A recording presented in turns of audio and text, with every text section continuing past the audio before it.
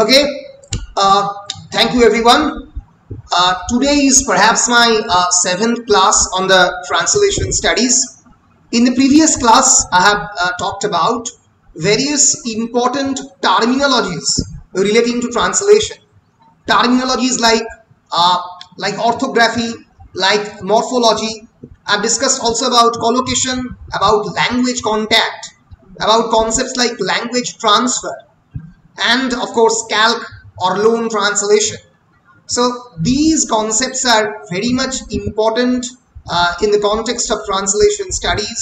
I have also discussed the concept of Pidgin and Creole, very important concept. While Pidgin is a grammatically simplified means of communication that develops with the use of the multiple languages.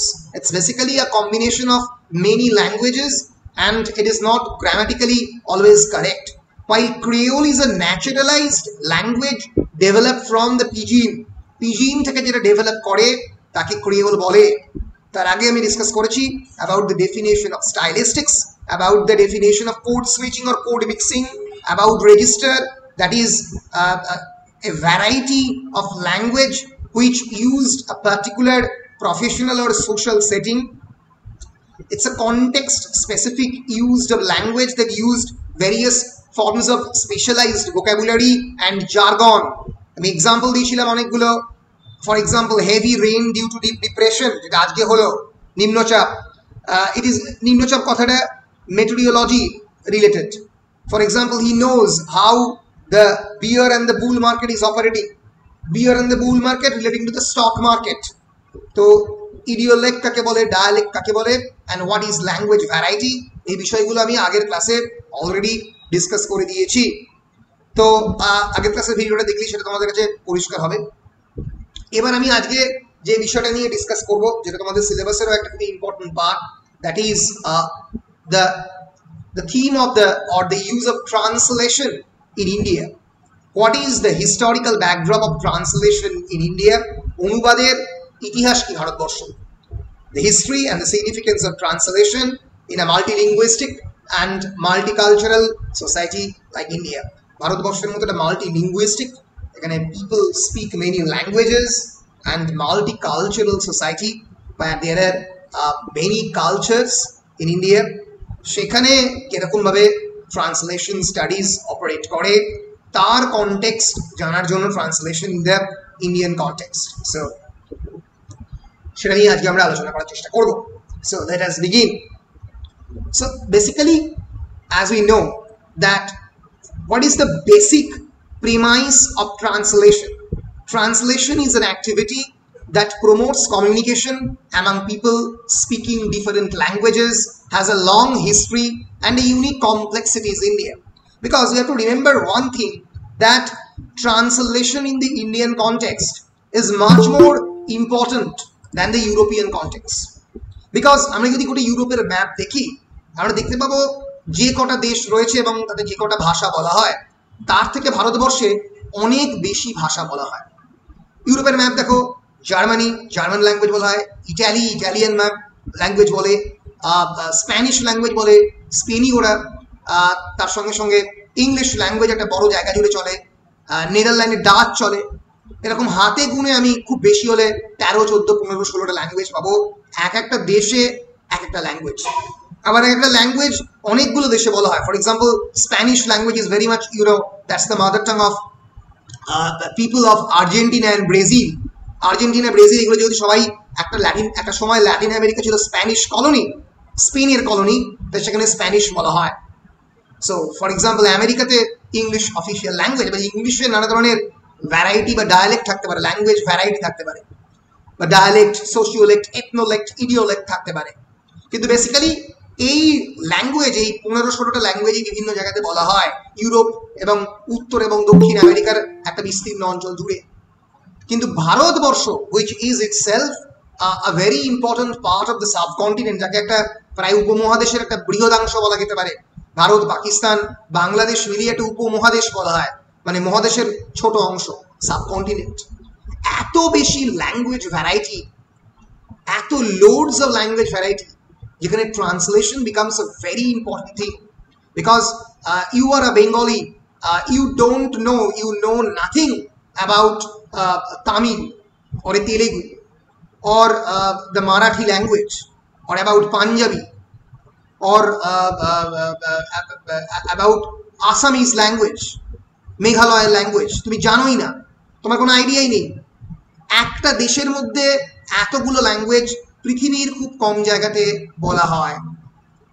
Bharatvarsha এরকম একটা দেশ যেখানে একটা দেশের মধ্যে তাদের constitution স্বীকৃতি দেয় 24টা ভাষাকে, 24 ল্যাঙ্গুয়েজেস আর অফিসিয়াল ল্যাঙ্গুয়েজেস। এমন একটা দেশ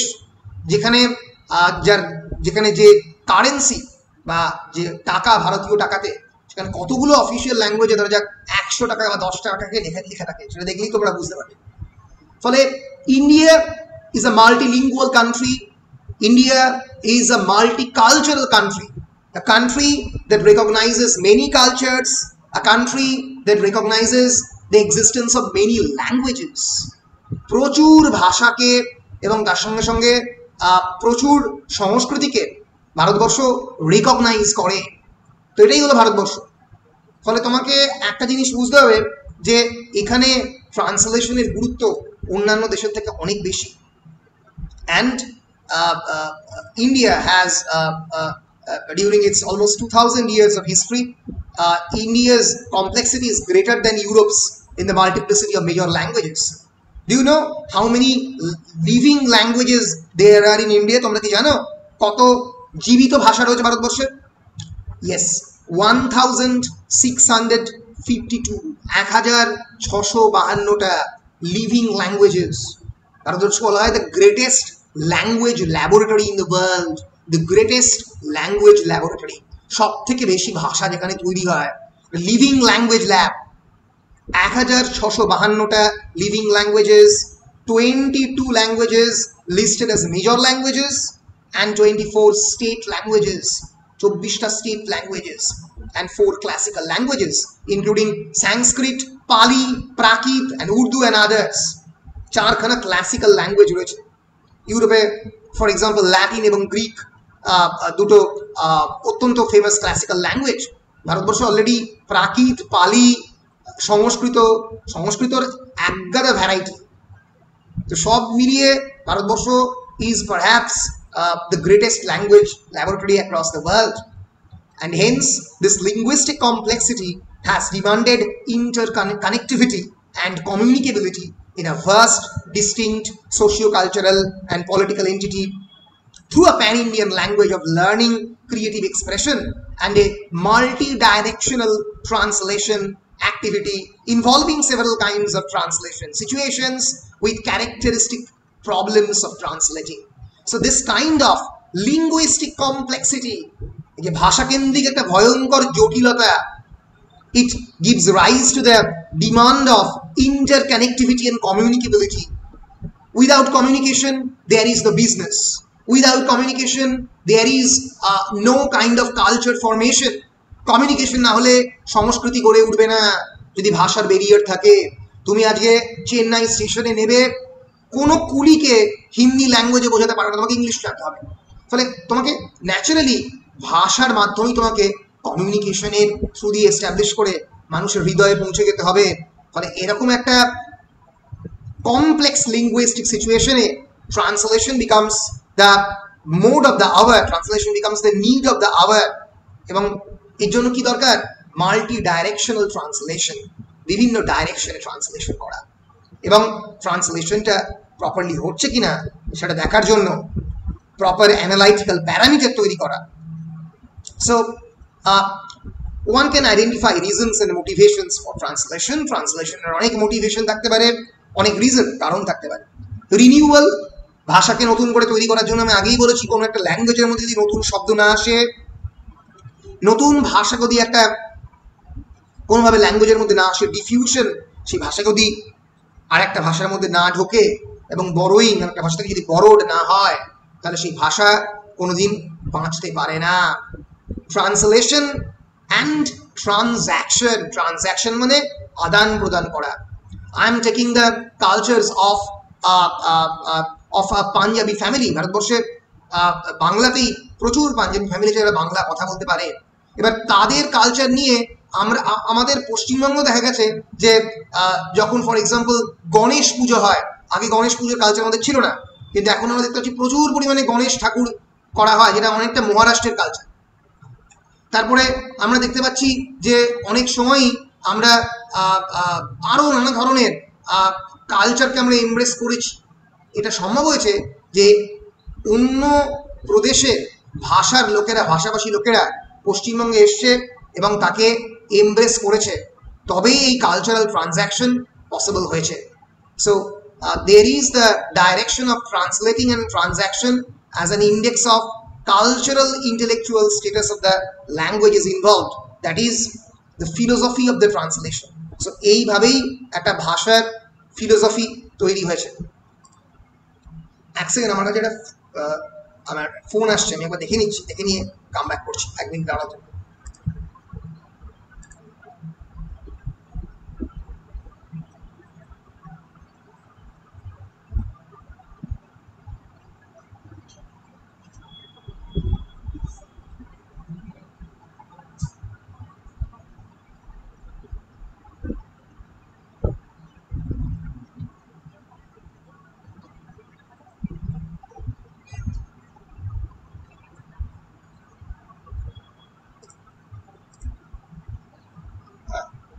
Sorry. So this is the complex history of translation that we have in India. So এইভাবেই কিন্তু ভারতবর্ষে এই ট্রান্সলেশন এবং ট্রানজ্যাকশন এবং ইন্টারকালচারাল এন্ড ইন্টেলেকচুয়াল ট্রানজ্যাকশন হয়ে চলেছে। অ্যান্ড এর ফলে যেটা হয়েছে সেটা হচ্ছে there is a kind of difficulty and nature of difficulty in the transaction. এই যে বিভিন্ন ভাষাভাষী জিনিস থাকার ফলে ভারতবর্ষে একে অপরের ইন্টারাকশনটাও অনেক সময় একটা ডিফিকাল্টিতে, একটা অত্যন্ত ডিফিকাল্ট সিচুয়েশনের ক্ষেত্রে গেছে। তো basically from the antiquity to the present, antiquity means a kind of historical period which is very ancient, প্রাচীন Bharatvarsha. You can almost count it from the days of the Upanishads and Vedanta and Vedas. সেই antiquity থেকে present of the most translation in India has been a kind of new writing, giving some creative liberties to the translator.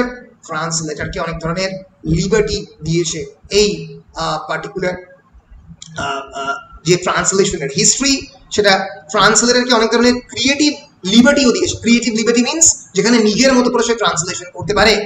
I have already given you examples of translations with great creative liberties. For example, Krittibas ওঝা's Ramayana, যেখানে উত্তর ভারতীয় রামের একটা বিরাট বড় পরিবর্তন হয়েছে। ওই masculine figure of Ram এখানকার বাঙালি রামে, ভাত খাওয়া স্ত্রীর প্রতি আকৃষ্ট একটা রামে পরিণত হয়েছে, অনেক চেঞ্জ হয়েছে।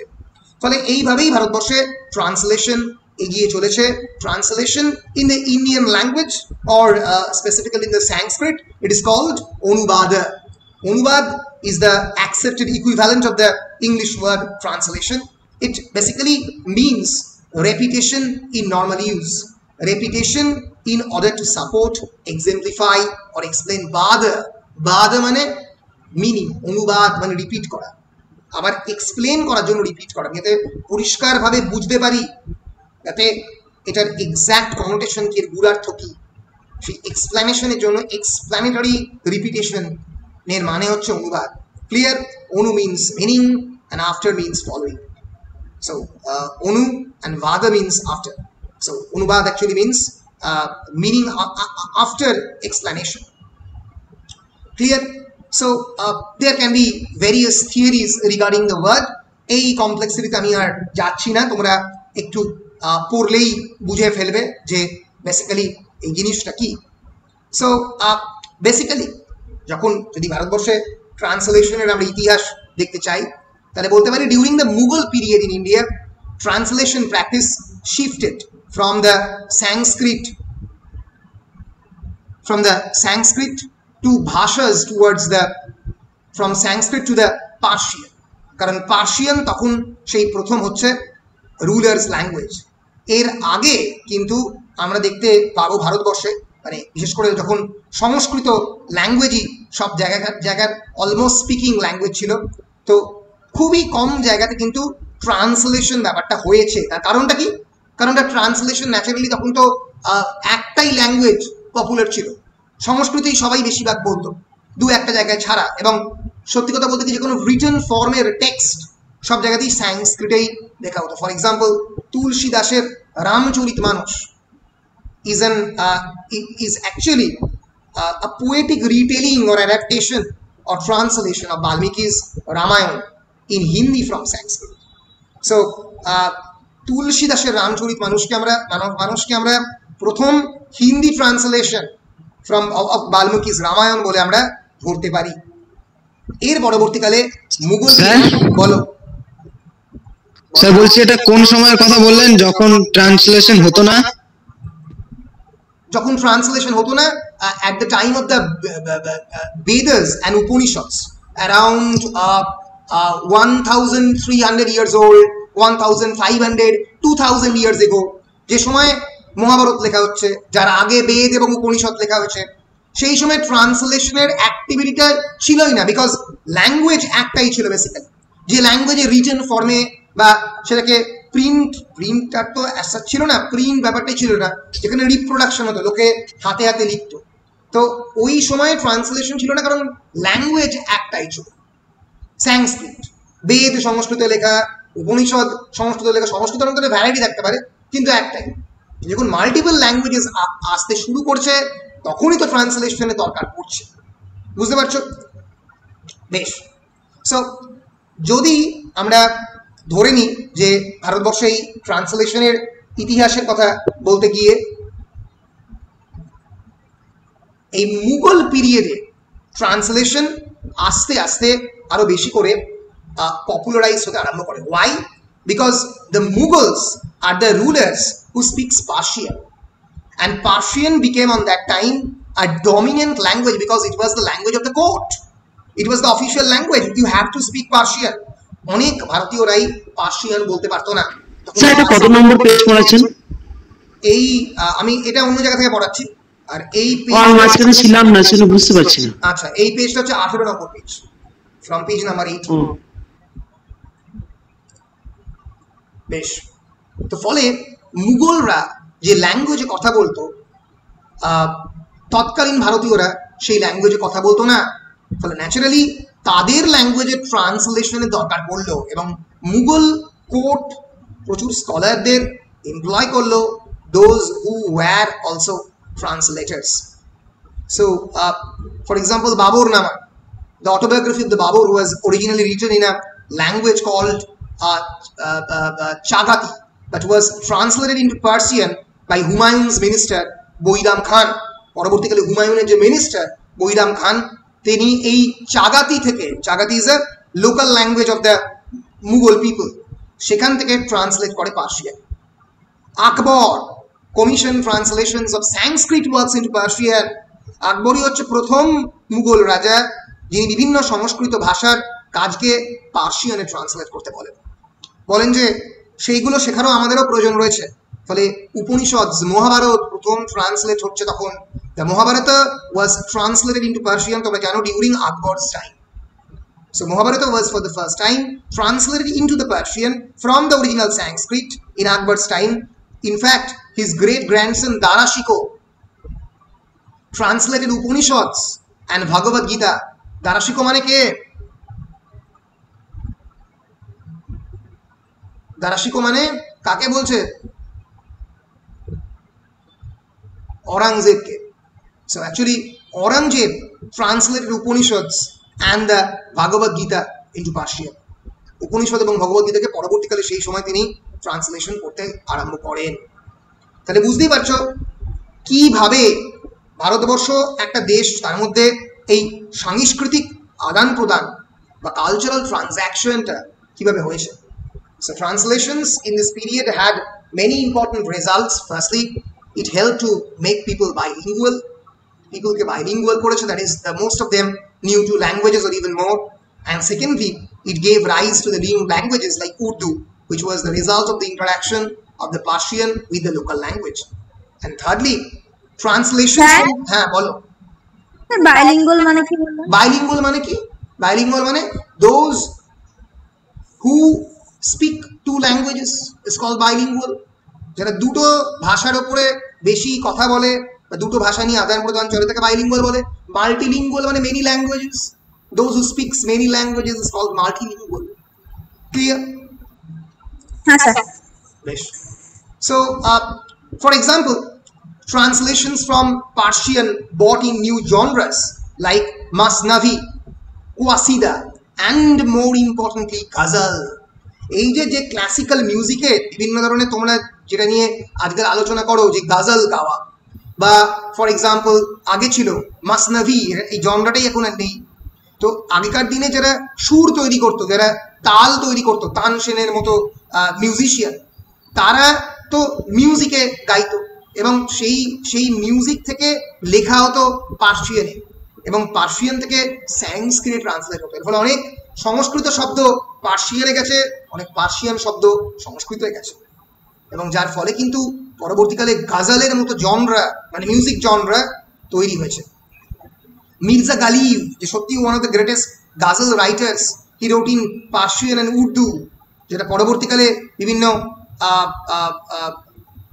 সংস্কৃত এবং অন্যান্য হিন্দি এই সমস্ত ল্যাঙ্গুয়েজের মধ্যে আমরা দেখতে পাই যে এই পার্সি এবং উর্দু ল্যাঙ্গুয়েজগুলো ঢুকে পড়ে, যেটা হচ্ছে সংস্কৃতর পরবর্তী রূপ। তো এইভাবে কিন্তু একটা বিস্তীর্ণ সময়, দ্য এন্টার সুলতানি period and the Mughal period, প্রায় 300, 400, 500 বছর ধরে ভারতবর্ষে এই সংস্কৃত, উর্দু এবং তার সঙ্গে সঙ্গে পার্সিয়ান এদের মধ্যে একটা আদান প্রদান চলে। Of course Persian and Urdu are the official languages because the rulers of India were Mughal people. তারা সেই সময়ে ভারতবর্ষকে ডমিনেট করছে, ফলে তাদের দেওয়া যে ল্যাঙ্গুয়েজ, সেই ল্যাঙ্গুয়েজটাই হচ্ছে মানে সেই সময়ের একটা অত্যন্ত ইম্পর্ট্যান্ট অফিসিয়াল ল্যাঙ্গুয়েজ, মানে সেটাই চলে আসছে। এরপরেই এটা ঘটলো, সেটা হচ্ছে translation in the colonial period. Colonial পিরিয়ডে ট্রান্সলেশন যেটা হলো তাই নিয়ে এবার আমরা আলোচনা করার চেষ্টা করব। প্রথমত, কলোনিয়াল পিরিয়ড মানে it suggests which period? So East India Company period. Right. The period where the Britishers for the first time came to India. এবার ব্রিটিশাররা ভারতবর্ষে আসার সঙ্গে সঙ্গে they try to impose their official language, that is English. So naturally তাদের আসার পরে যেখানে ট্রান্সলেশনটা হবে, that should be from the Sanskrit to the or Hindi to the English language, or Persian এবং মুঘলদের তৈরি করা বেশ কয়েকটা টেক্সট থেকে ইংলিশে। সো এখানে সিচুয়েশনটা বদলে গিয়ে ন্যাচারালি টার্গেট ল্যাঙ্গুয়েজ বদলে হয়ে গেল English and nothing else. Target language becomes English, and source language was, of course, Sanskrit or others and other languages. So এই সময় যেটা প্রথম ঘটলো, একটা এন্টায়ার ফিল্ডের তৈরি হয়। এই ফিল্ডের নাম আমি আগের দিন আলোচনা করেছিলাম, যে ফিল্ড নিয়ে কিন্তু প্রচুর পরিমাণে ভারতবর্ষ এবং সারা পৃথিবীর লোকজন চর্চা করেছে। তোমাদের এই একাডেমিক ফিল্ডের নামটা জেনে রাখা উচিত। That is the field of the Indology. Indology মানে Indian studies. It's basically the academic study of the history and cultures and languages and literatures of the Indian subcontinent, and which is a subset of the Asian studies.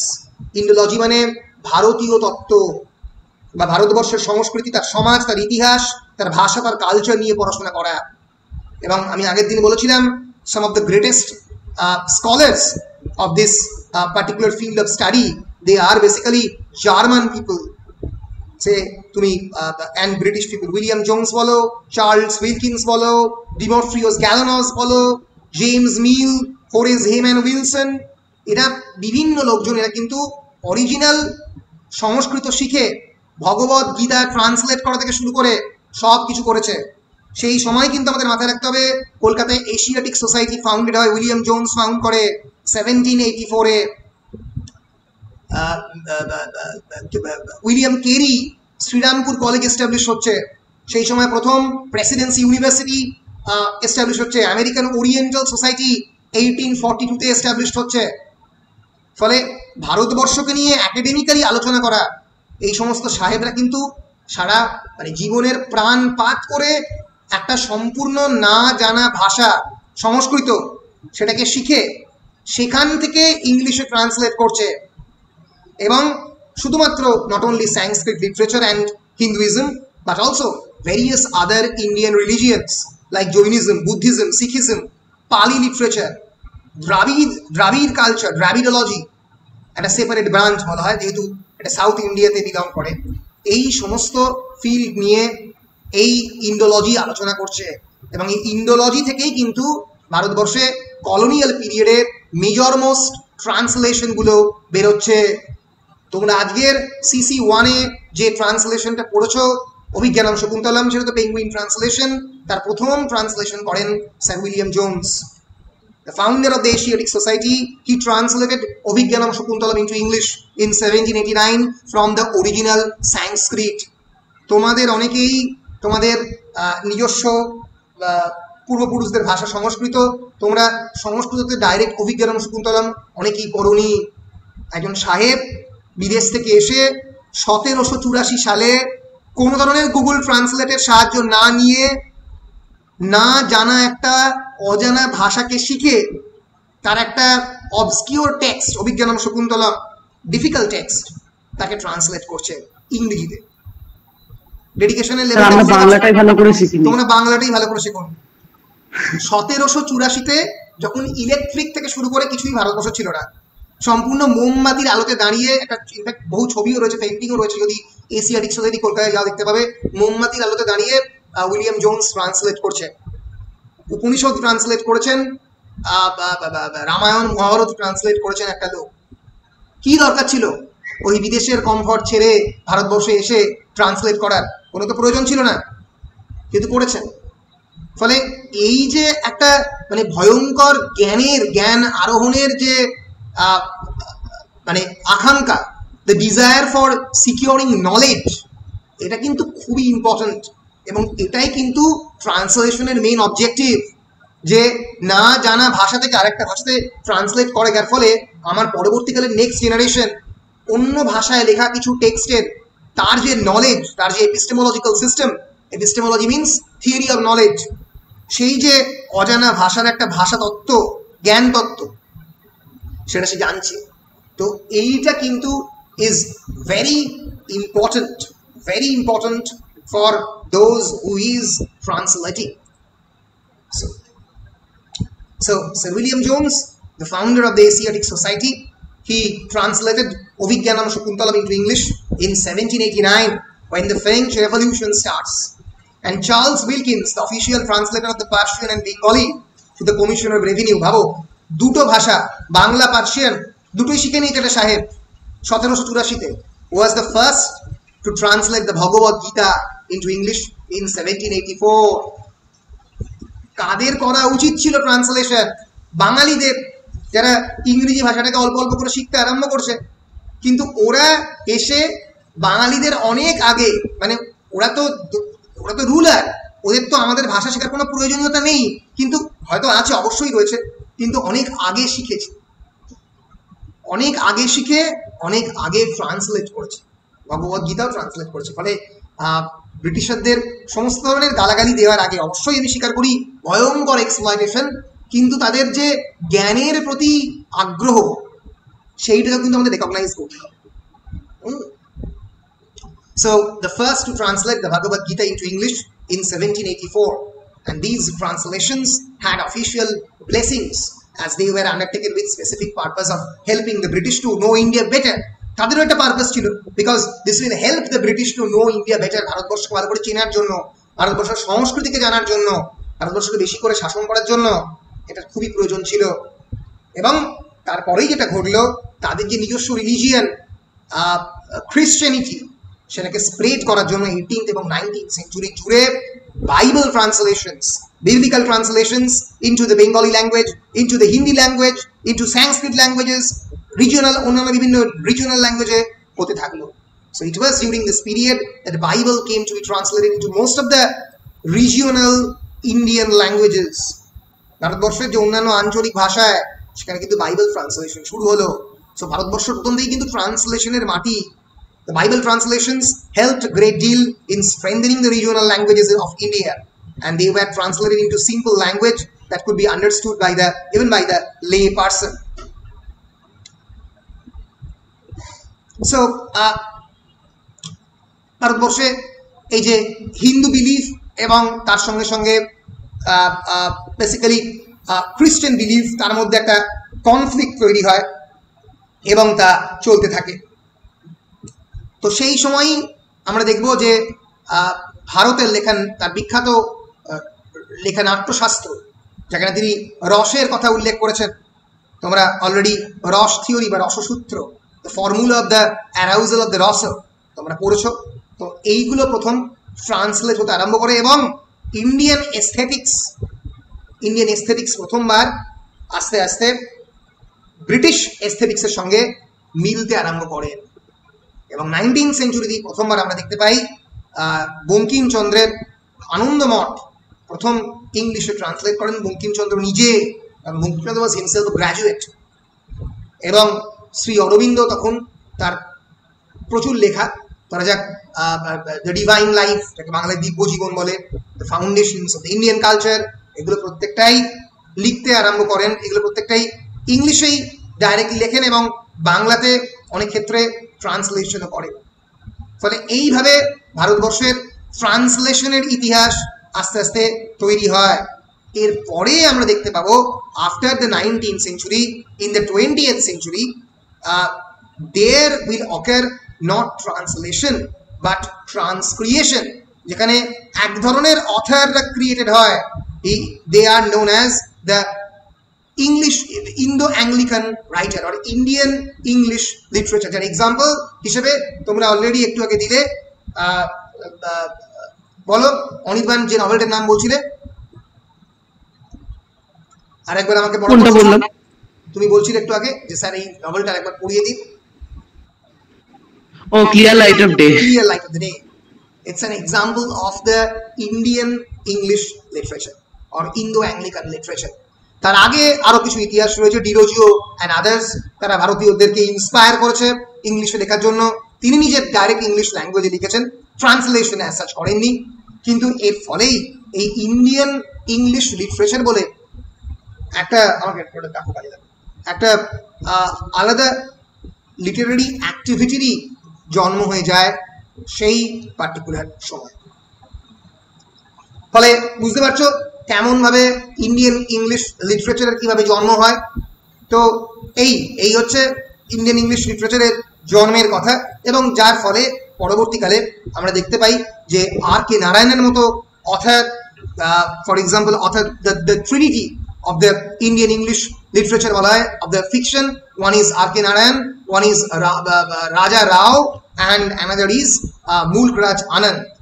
তাদের এই প্রথম জন্ম হয়, তারা directly English ল্যাঙ্গুয়েজে লিখতে আরম্ভ করেন। সো কি বলছো, কি বলছো? নিসিম এজেকিয়েল, এরা প্রত্যেকেই নিসিম এজেকিয়েল অনেক পরে, এরা প্রাক স্বাধীনতা যুগে। নিসিম এজেকিয়েল তারও অনেকটা পরে, স্বাধীনতা অনেক পরে। ওকে, তো এইভাবে ট্রান্সলেশন স্টাডিজ স্প্রেড হয়। ট্রান্সলেশন স্টাডিজে একটা বিরাট বড় নাম হচ্ছে পুরুষোত্তম লাল, যিনি পেন বলে একটা একাডেমি ক্রিয়েট করেন এই মহাভারতকে ট্রান্সলেট করার জন্য। রাইটার্স ওয়ার্কশপ ক্রিয়েট করেন, রামায়ণ মহাভারত ইংলিশে ট্রান্সলেট করেন R.K. নারায়ণ। চক্রবর্তী রাজাগোপালাচারী ট্রান্সলেট করেন মহাভারত, তারপরে রামায়ণ ট্রান্সলেট করেন R.K. নারায়ণ।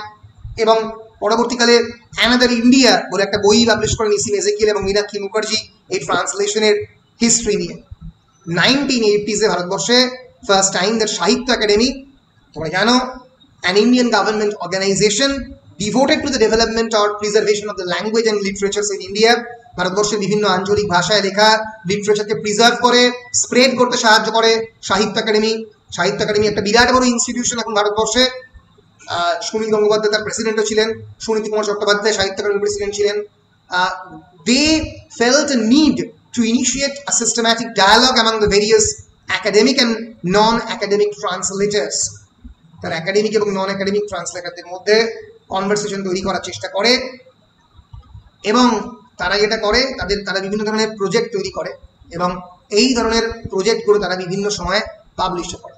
সো এখনো সাহিত্য একাডেমি থেকে এটা হয়, প্রচুর ট্রান্সলেটর রয়েছে যারা অলমোস্ট বলতে 24টা ভাষা থেকে অন্যান্য বিভিন্ন 24টা ভাষায়, মানে বাংলা থেকে তেলেগু থেকে বাংলাতে, এই ট্রান্সলেশনের প্রসেস তারা কনস্ট্যান্ট নিয়ে চলে যান। ঠিক আছে,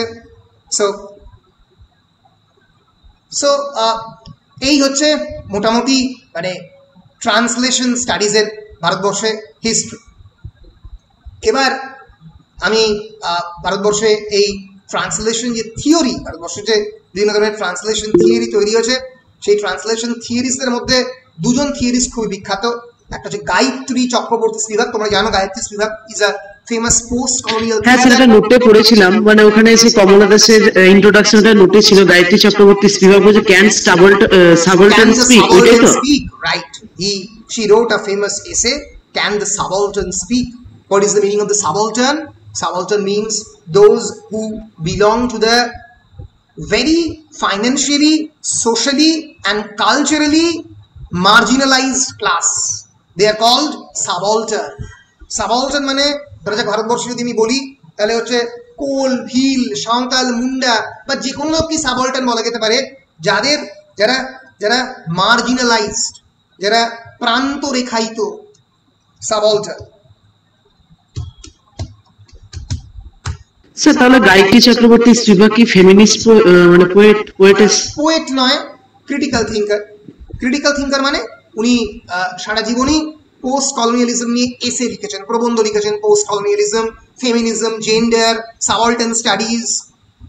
সাবঅল্টার্ন কথাটা প্রথম ইউজ করেন এই ভদ্রলোক, দেখতে পাচ্ছ, মার্কসিস্ট থিঙ্কার অ্যান্টনি গ্রামসি, তিনি প্রথম ক্রিয়েট করেন। এটা একটা কলোনিয়াল টার্ম, কলোনিয়াল স্টাডিজে প্রথম ইউজ করা হয়। যারা politically, socially, geographically, they are excluded from the hierarchy of power. ক্ষমতার যে বিন্যাস, শ্রেণী বিন্যাস, সেই শ্রেণী বিন্যাসে যারা সামাজিকভাবে, রাজনৈতিকভাবে, এমনকি ভৌগোলিকভাবে যারা পার্শ্বরেখায়িত, এই পার্শ্বরেখায়িত মানুষগুলোকে নিয়ে যে ইতিহাস চর্চা করা হয় তাকে সাবঅল্টার্নিজম বলা হয়। এটা পোস্ট কলোনিয়ালিজমের একটা খুব ইম্পর্টেন্ট পার্ট, যেখানে সাঁওতালি লিটারেচার, যেখানে ভিলের নিয়ে কথা, যেখানে কোল, ভিল, মুন্ডা, সাঁওতালি এদের নিয়ে কথা হয়। গায়ত্রী স্পিভাক তোমরা জানো কিনা জানি না, বীরভূমের একটা বড় অংশ জুড়ে কাজ করেন। এই মুহূর্তে উনি বীরভূমে কাজ করছেন, আগে পুরুলিয়ায় কাজ করছেন। গায়ত্রী চক্রবর্তী স্পিভাক কোন একটা ইউনিভার্সিটিতে পড়ান না বিদেশে? না, গায়ত্রী স্পিভাক পড়ান বাইরের ইউনিভার্সিটি, কলম্বিয়া ইউনিভার্সিটি স্পিভাক পড়ান। বর্ধমান ইউনিভার্সিটিতে একবার এসেছিলেন, একটা স্পিচ দিয়েছিলেন।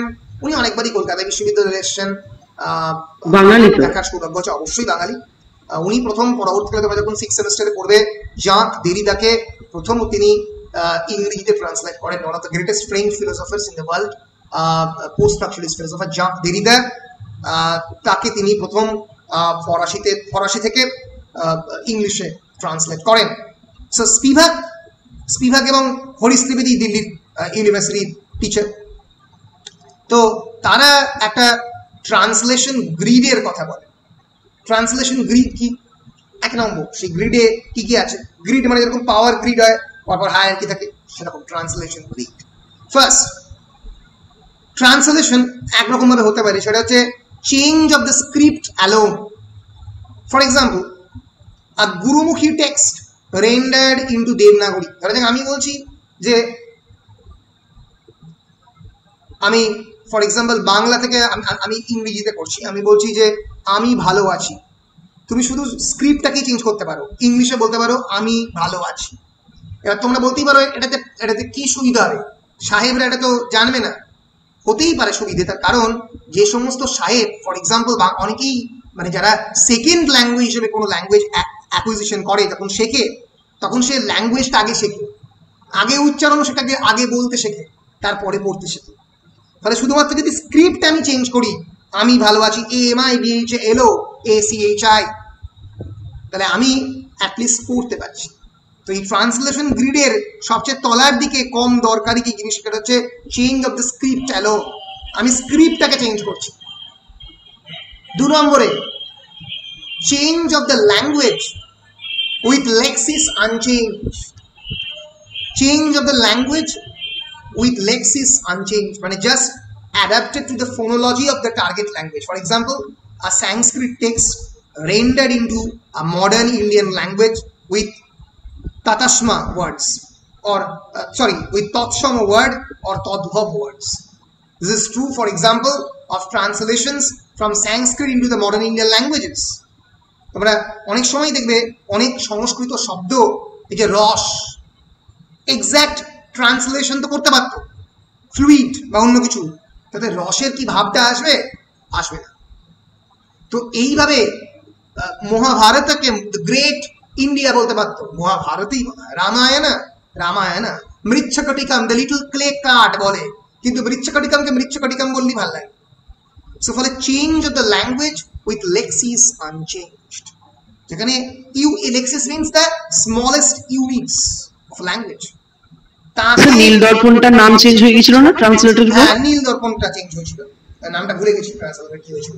তো এরকম ব্লু মিরর কি হয়েছিল, তো তাতে কি মানে ব্লু বলতে অনেক কিছু মাথায় আসে, তাতে কি এক্স্যাক্টলি নীল চাষিদের যে আর্ত না, নীল যে চাষ, যে ইন্ডিগো প্লান্টটা, সেটা কি মাথার মধ্যে আসে? আর একটা হয় change of language involving lexical and grammatical replacement, যেটা আমরা সবাই করি, ল্যাঙ্গুয়েজটাকে চেঞ্জ করে লেক্সিক্যাল গ্রামাটিক্যাল সব ধরনের চেঞ্জ করে to a more or less degree. ফলে এরা বলে যে ট্রান্সলেশন মানে শুধুমাত্র অলওয়েজ, যেটা তোমরা সব ধরে নাও যে ট্রান্সলেশন মানে একদম পুরোপুরি চেঞ্জ, তা নয়। ট্রান্সলেশন অনেক ধরনের আস্তে আস্তে পরিবর্তন হয়।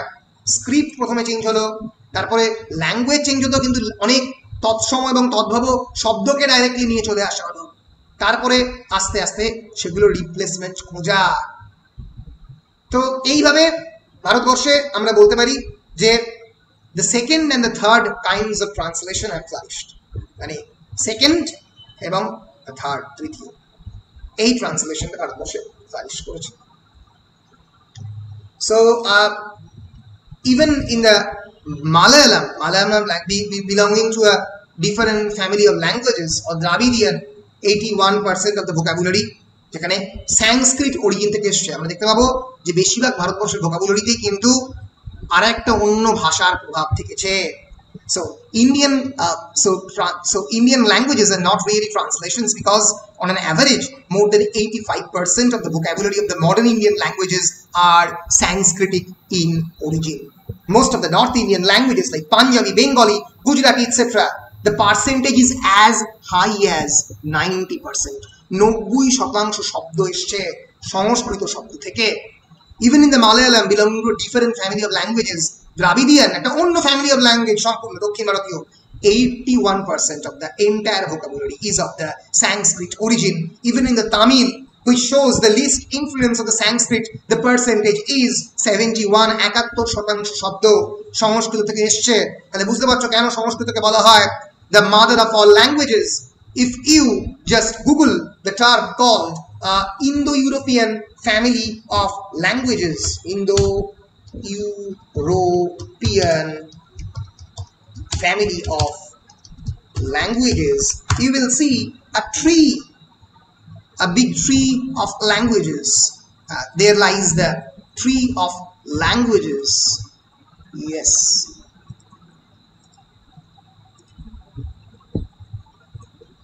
দেখতে পাচ্ছ মোটামুটি বেশ, তাহলে পরিষ্কার দেখতে পাবে ইন্দো ইউরোপিয়ান ফ্যামিলি অফ ল্যাঙ্গুয়েজের দুটো ভাগ, একটা ব্যালটিক স্ল্যাভিক, একটা ইন্দো ইরানিয়ান। এই ইন্দো ইরানিয়ান থেকে বেরোচ্ছে হিন্দি, উর্দু, বাংলা, মারাঠি ইত্যাদি ইত্যাদি।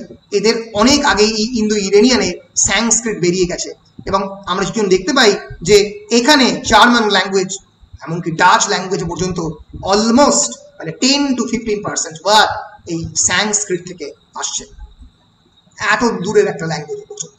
তাহলে এই যে Indo European family of languages, Indo and European, এই দুটো থেকে কিন্তু জন্মাচ্ছে। ইউরোপিয়ানটা এখান থেকে বেরোচ্ছে, জার্মানিক, রোমান, এই ব্যালটিক স্ল্যাভিক থেকে, আর ইন্দো ইরানিয়ান থেকে আর্মেনিয়ান, গ্রিক, অ্যালবেনিয়ান এগুলো বেরোচ্ছে। আর রোমান থেকে ফ্রেঞ্চ, স্প্যানিশ, এগুলো সব রোমান ফ্যামিলি অফ ল্যাঙ্গুয়েজ বলে সব কটাই। ফ্রেঞ্চ, স্প্যানিশ, ইটালিয়ান, ক্যাটালান, আর এই যে জার্মানিক ট্রাইব থেকে ইংলিশ বেরোচ্ছে, English, Dutch, German, Swedish. So এই জন্য জার্মানিক এবং রোমান ফ্যামিলি অফ ল্যাঙ্গুয়েজেসও কিন্তু সংস্কৃত এবং অন্যান্য ইন্দো ইরানিয়ান ফ্যামিলি অফ ল্যাঙ্গুয়েজেসের একটা বিরাট বড় প্রভাব আমরা দেখতে পাচ্ছি। The language is always transactional, ট্রানজ্যাক্ট করে, একে অপরের সঙ্গে আদান প্রদান করে, ডায়ালগে এঙ্গেজ হয়। ভাষার মধ্যে ডায়ালগ হচ্ছে সব থেকে ইম্পর্টেন্ট, ডায়ালগ ছাড়া ভাষা হয় না। সো টু কনক্লুড, আমি কনক্লুশনে যেটা বলতে চাই যে Indian translators into English have never had it so good. They used to be neglected, even peated a lot, and often went unnamed in the translation. তাদেরকে ট্রান্সলেশনে অনেক সময় বলা হয়নি, তাদেরকে ট্রান্সলেটর হিসেবে অনেক সময় রেকগনাইজ করা হয়নি। We have had many problems but many solutions as well. The one important and constant factor inherited through the centuries is the fact that we have always translated. যে আমরা সবসময় অনুবাদ করে গেছি, আমরা কোনোদিন অনুবাদ করা থামাইনি। Language is one of our greatest wealth, and translation enables us to continue to speak or write or to read each other. ট্রান্সলেশনের মাধ্যমে আমরা একে অপরকে পড়ানো, কথা বলা চালিয়ে গেছি, এবং সেজন্যই আমাদের to voice again what may have been said in many other contexts in such diversity is our security, durability এবং unity. যে তোমরা এখনো ইতিহাসের সিলেবাসে পড়ো যে বৈচিত্র্যের মধ্যে ঐক্য, এই যে বৈচিত্র্য ভারতবর্ষ, এর ঐক্যটা কি? ঐক্য কিসের মধ্যে? ঐক্যটা হচ্ছে ভাষার মাধ্যমে। সরি, ইয়েস, ভাষার মাধ্যমে। এই ঐক্যটা ভাষার মাধ্যমে এই জন্য নয় যে অনেক ভাষা, কিন্তু অনেক ভাষা সত্ত্বেও আমরা সামহাউ কোনো না কোনো ভাবে এই আমাদের একটা বা দুটো ল্যাঙ্গুয়েজের মধ্যে সম্পূর্ণ ভিন্ন ল্যাঙ্গুয়েজ থেকে একটা ল্যাঙ্গুয়েজে কমিউনিকেট করতে সক্ষম হচ্ছি। এটাই ভারতবর্ষের বৈচিত্র্যের মধ্যে ঐক্যের সবচেয়ে বড় প্রমাণ, সবচেয়ে বড় আমাদের স্ট্রেংথ আমরা বলতে পারি। এই হচ্ছে মোটামুটি আমরা বলতে পারছি যে Indian the translation in the Indian context. Translation of the Indian context অনেকভাবে প্রশ্ন পড়ে, দুরকমভাবে পড়তে পারে। একটা হচ্ছে ট্রান্সলেশনের ইম্পর্টেন্স, 2 নম্বর পড়তে পারে যে আগেরবারই পড়েছিল, আগেরবারে 2টো প্রশ্ন পড়ে গেছে ট্রান্সলেশন থেকে, এটাই হয়েছে মুশকিল। মানে ইন্ডিয়ান ট্রান্সলেশন থেকে 2টো কোয়েশ্চেন পড়ে গেছে। একটা হচ্ছে culture plays a crucial role in the translation, discuss the statement with reference to Indian multiculturalism. ভারতবর্ষের মাল্টিকালচারালিজমের কনটেক্সটে এই ব্যাপারটা ডিসকাস করো, এই কোয়েশ্চেনটা পড়েছে। আবার পড়েছে write a note on the recent Trends in the translation studies in India. Recent trend বলতে ওই স্পিভাক, হরিশ ত্রিবেদী, আর কে নারায়ণ, এই মানে পোস্ট ইন্ডিপেন্ডেন্ট ব্যাপারটা বলতে হবে। আর এই যে কালচারাল রোল, এখানে তুমি ভারতবর্ষের একদম শুরুর দিক থেকে মুঘল আমল, colonial period, the invention of the ইন্ডোলজি into the Indian context, William Jones, এদের সবার ট্রান্সলেশন। ভারতবর্ষে কালচার কতটা ইম্পর্টেন্ট, প্রথম দিকের ইন্ট্রোডাকশনে যেটা বলেছি, প্রায় 24টা ভাষা ভারতবর্ষের অফিসিয়াল ল্যাঙ্গুয়েজ, তার মধ্যে 1652 আর লিভিং ল্যাঙ্গুয়েজেস, সেখান থেকে মাত্র 24টা ভাষাকে আমরা চুজ করেছি। এই পুরো ব্যাপারটা কালচার বা সংস্কৃতির মধ্যে যাবে, একটা মাল্টিকালচারাল সোসাইটি। অনুবাদ, সেখান থেকে অনুবাদ কাকে বলে, সেখান থেকে একদম মডার্ন ডে পর্যন্ত, এই হচ্ছে পুরো, আমি একটা আনসারের মধ্যে পুরোটা বলার চেষ্টা করেছি। এবার এটা বিভিন্ন ল্যাঙ্গুয়েজে বিভিন্নভাবে আসতে পারে। তো এই হচ্ছে মোটামুটি translation in the Indian context. কোনো প্রশ্ন থাকলে বলো। পরের দিন, আজকে শুরু করতে পারি কিন্তু আজকে শুরু করলে শেষ হবে না, সেটা হচ্ছে মেশিন ট্রান্সলেশন। পরের দিন মেশিন ট্রান্সলেশনে যাবো। আর বেশি বাকি নেই, মেশিন ট্রান্সলেশন, মেশিন ট্রান্সলেশনের মধ্যেই এইগুলো সব পড়বে। এই statistical machine translation, history of the machine translation, এটা কিন্তু পুরোটাই যতটা না বোঝার তার থেকে বেশি কিন্তু কনসেপ্টগুলোকে একটু মুখস্থ করা।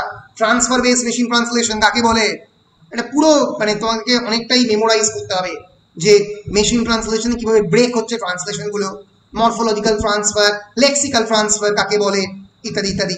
Statistical machine translation, machine translation পড়াবো। তারপরে translation in mass communication. Mass communication মানে অ্যাডভার্টাইজমেন্ট, তার সঙ্গে সঙ্গে বিভিন্ন প্রোডাক্ট সেল করার জন্য কেমন করে ট্রান্সলেশন ব্যবহার করা হয়, তো সেই জিনিসগুলো পড়াবো। এবং তারপরে জেন্ডার পড়াবো and translation, gender and translation. তাহলেই মোটামুটি 5টা কোশ্চেন আছে। হ্যাঁ, বেসিক্যালি আর 5টা মতো কোয়েশ্চেন আছে। তো তো এই মোটামুটি পড়াবো। আর 3টে বা 4টে ক্লাস লাগবে ট্রান্সলেশন স্টাডিজ আমার র্যাপ আপ করতে মোটামুটি মোরালেস। ঠিক আছে, ট্রান্সলেশন স্টাডিজ তো একটা এন্টায়ার পেপার, মানে এর আগে যেগুলো পড়িয়েছিলাম ধরা যাক রেপ অফ দ্য ল বা for example Tintin in Tibet, এগুলো এক একটা টেক্সট, কিন্তু ট্রান্সলেশন স্টাডিজ একটা এন্টায়ার পেপার, একটা পুরো 50 নম্বরের পুরো পেপার। ফলে ট্রান্সলেশন স্টাডিজ পড়াতে একটু তো সময় লাগবেই, 10টা ক্লাস সেখানে লাগবে, 10-12টা ক্লাস লাগবে। স্যার ট্রান্সক্রিয়েশন মানে কি? ট্রান্সক্রিয়েশন মানে হচ্ছে অনুবাদ, আর একটা হচ্ছে বাংলাটা এক্স্যাক্টলি বলি। ট্রান্সক্রিয়েশন মানে যেখানে বেসিক্যালি তোমার ক্রিয়েটিভ ইম্পালস ঢুকে পড়ছে, যেখানে তুমি শুধুমাত্র অনুবাদ করছো না, অনুবাদের সঙ্গে সঙ্গে তোমার নিজের যে সত্তা, তুমি ট্রান্সলেশনের সঙ্গে সঙ্গে নিজের কথাগুলো ওখানে ঢোকাচ্ছ, নিজের মতো করে একটা সাহিত্য সৃষ্টি করার চেষ্টা করছো, তাকে ট্রান্সক্রিয়েশন বলে। Krittivasi Ramayana is an example of the transcreation. হ্যাঁ, বলো বলো নুপুর। স্যার ট্রান্সলিটারেশনটা আমি বুঝিয়ে দিন। ট্রান্সলিটারেশন, তাই তো? হ্যাঁ হ্যাঁ, ওই যে মানে ওয়ার্ডগুলো আছে না যে হিব্রুতে বা right right right right right, বুঝতে পেরেছি। স্যার এক্সাম্পল কি দিতে হবে এক্সামে এক্সাম্পল দিতে হবে না, মানে যদি তোমরা তুই বড় জন্য আলফা বিটা গামা এগুলো দিতে পারো এক্সাম্পল হিসেবে, ঠিক আছে? এগুলো মানে ইজিয়ার গ্রিক ওয়ার্ডস, এগুলো তুমি চট করে পারবে। Okay, so transliteration is basically a type of conversion of a text from one script to another that involves swapping letters. যেখানে ডাইরেক্টলি লেটার গুলো যাবে এ থেকে এইরকম, তুমি যখন পাচ্ছ না তখন ওটাকে একদম ডাইরেক্ট নিয়ে চলে আসছো, উচ্চারণটা তো সব জায়গা দিয়ে এক্সিস্ট করছে। এবার ধরা যাক আমি একটা শব্দ ক্রিয়েট করছি এটা এ দিয়ে, ফর এক্সাম্পল আলফা। এবার আমি যখন প্রথম ইংলিশ অ্যালফাবেট ক্রিয়েট করছি, আমার কাছে অরিজিনাল কোনো ওয়ার্ড নেই, তখন আমি কি করব? তখন আমি আলফাটাকে একদম ইংরেজিতে এ নিয়ে চলে এলাম। ধরা যাক সিরিলিয়ান, এই শব্দটাকে আমি ডাইরেক্টলি ডি ডি এটাকে আমি ডাইরেক্টলি নিয়ে চলে আসছি। এবার এইভাবে বিভিন্ন শব্দ থেকে যখন আমি একদম ডাইরেক্ট সোয়াপ করে, একদম ডাইরেক্ট তাকে বলে হাইজ্যাক করে সেই শব্দটাকে নিয়ে চলে আসছি, তখন তাকে বলা হতে পারে, আমরা বলতে পারি তাকে transliteration. For example modern Greek term, এই যে এটা হচ্ছে গ্রিক শব্দ, এটাকে তুমি পড়তে পারছো না, যেটাকে জেনারেলি ট্রান্সলেট করা হয় হেলেনিক রিপাবলিক বলতে। যে হেলেনিক রিপাবলিক কথাটা, এই কথাটা কিন্তু এই এখান থেকে এসছে, এটা কিন্তু এক্স্যাক্ট উচ্চারণ হেলেনিক রিপাবলিক, এটা কিন্তু ট্রান্সলেশন করছে না ইংরেজিতে, বুঝতে পেরেছো? ধরা যাক আমি বলছি খুবই সহজ অভিজ্ঞানম শকুন্তলম, এবার অভিজ্ঞানম শকুন্তলম কথাটা তো এক্স্যাক্টলি কিন্তু অভিজ্ঞানম শকুন্তলম, ওইটাও একটা ট্রান্সলিটারেশন হয়। আবার যখন অনেক ক্ষেত্রে এই শব্দটাই ডাইরেক্ট তুলে নিয়ে চলে আসে, তখন ট্রান্সলিটারেশন হয়। এই উচ্চারণটা হেলেনিক রিপাবলিক, এটাকে ডাইরেক্টলি তুলে এনে ইংরেজি থেকে বসিয়ে, যখন কিছুতেই মানে প্রপার ট্রান্সলেশনটা পাচ্ছে না, ফর এক্সাম্পল সতীদাহ প্রথা, সতী, সতী কথাটা ইংলিশ চলে এসছে। What is the meaning of sati? তুমি SUTI বা SATI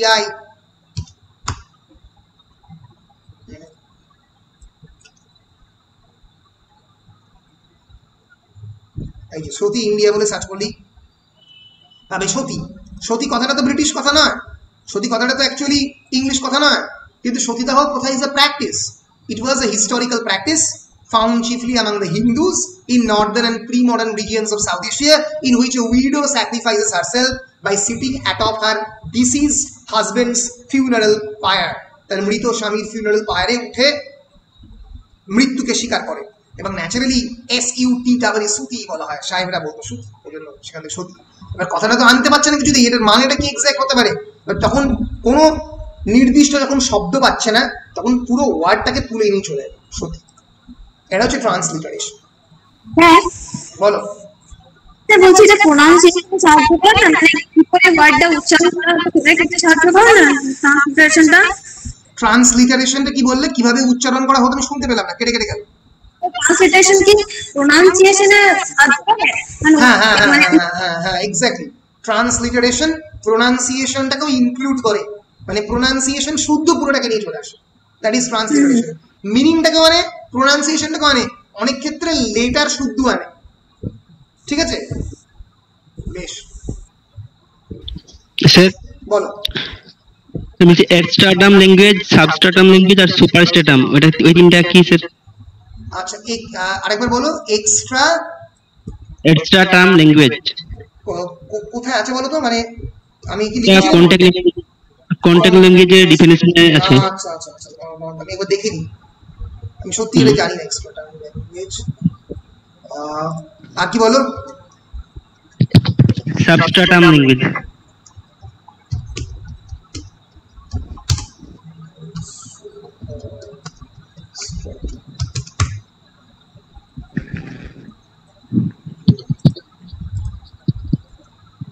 বুঝতে পেরেছি। আচ্ছা আচ্ছা, বেসিক্যালি লিঙ্গুইস্টিক্স এর কথা। Stratum means is a language that influences or influenced by another through contact. What is language contact? যখন দুটো বা ভিন্ন ভাষার মধ্যে একটা কন্ট্যাক্ট হয়, একটা জায়গায় পরস্পর একটা তরঙ্গ দ্রাঘিমায় মিলিত হয়, তখন অনেক শব্দ আর একটা ভাষার মধ্যে চলে আসে। তাহলে তখন কি হয়? A substratum or substrate is basically is a language that has lower power or prestige than another. যখন একটা পার্টিকুলার ভাষার অন্য ভাষাটার সঙ্গে প্রেস্টিজে কম ক্ষমতা থাকে। এক্সাম্পল, যখন প্রথমবার ফ্রেঞ্চ এবং ইংলিশ ল্যাঙ্গুয়েজ একসঙ্গে মিলিত হয়েছিল। ফ্রেঞ্চ এবং ইংলিশ ল্যাঙ্গুয়েজ কবে মিলিত হয়েছিল? In 1066 through the Norman conquest. যখন ফ্রান্সের একটা বড় অংশের লোক, নরম্যান্ডির লোক, ইংল্যান্ডে চলে আসে এবং তাদের বসতি স্থাপন করে এবং French became the official language. এর ফলে দেখবে, আমি যেটা আগের দিন দেখাচ্ছিলাম, যে প্রচুর লোন ওয়ার্ডস,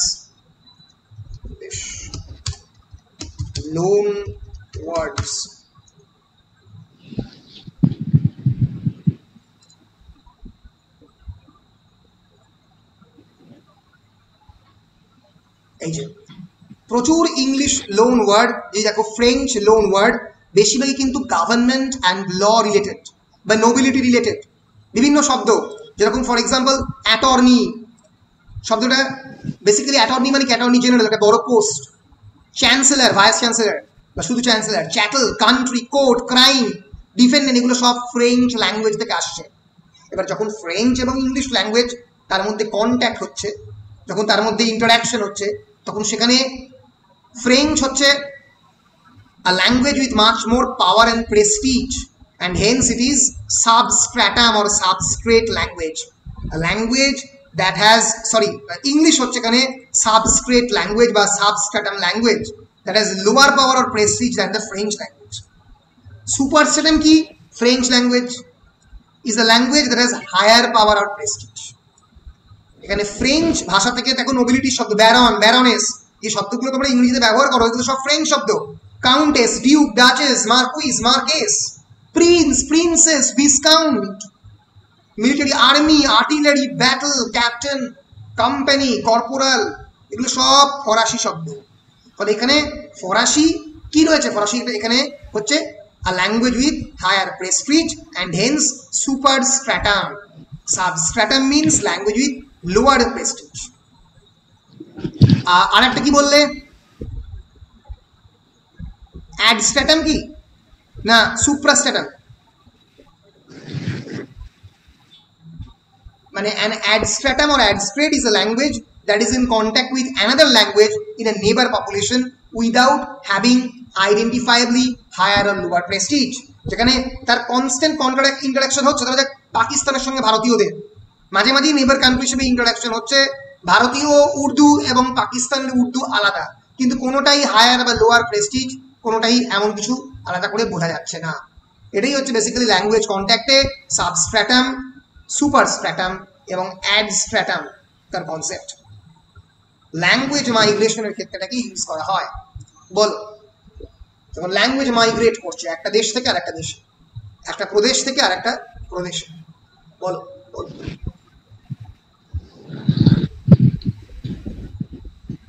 গোলাপ কিছু বলছো? তোমার শব্দটা আসছে না আমার কাছে। না স্যার, ঠিক আছে। বেশ বেশ, বলো আর কারো কোনো প্রশ্ন থাকলে।